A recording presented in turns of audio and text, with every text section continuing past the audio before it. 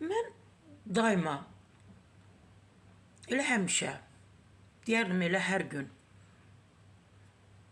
orta məktəbdə təhsil alan, hansı ki uşaqları, övladları orta məktəbdə təhsil alan valideynlər var, daima onlara tövsiyəm olur. Uşaqlarınızı nəzarətsiz buraxmayın. Uşaqlarınızı nəzarətsiz buraxmayın. İstər qızlar, istər oğlanlar. Çünki, məsələn, 14, 15, 16, 17, 18 yaşından sonra gənclər, daha doğru məktəblilər sevmək, sevilmək, onlar üçün maraqlıdır. Bir maraqlı dünyadır, bir maraqlı həyatdır. Hamı o yaşda məhz məktəblilər içərisində bir boşluq hiss eləyir. Ehtiyacları var sevməyə, sevilməyə. Təbii ki, valideynlər tərəfindən yox, qarşı cins tərəfdən, oğlandırsa qadın tərəfdən, qadındırsa kişi tərəfdən.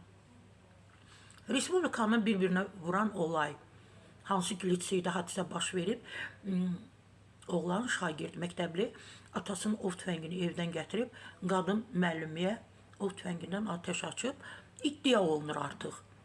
Artıq iddia olunur. Mənim özümə də bir çox insanlar deyir ki, Sarı xanım deyildiyi kimi deyil, yazıldığı kimi deyil, mehriban olublar. Deyir, o məktəbli ilə müəllim arasında isti münasibətlər olub. Çox isti münasibətlər olub. Çox. Və bunu da mənə dedilər ki, oğlanın xarici görkəmi çox maraqlı olub, cəlb edici olub. Biz deyirik, filan kəsin oğlu, əri simpatiçinidir. Yəni, belə bir oğlandır, deyirlər mənə.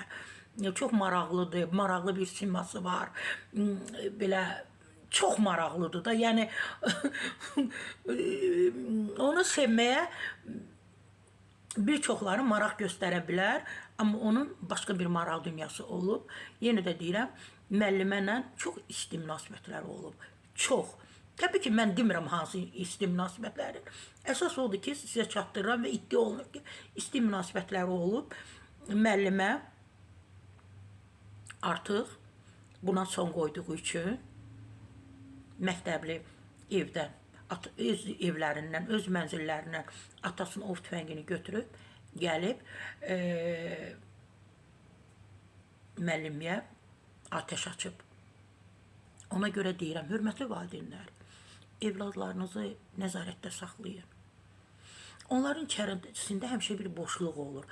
Onlar düşünür ki, onlar kimisə sevsə, kimsə onları sevsə, o boşluq da ola bilər.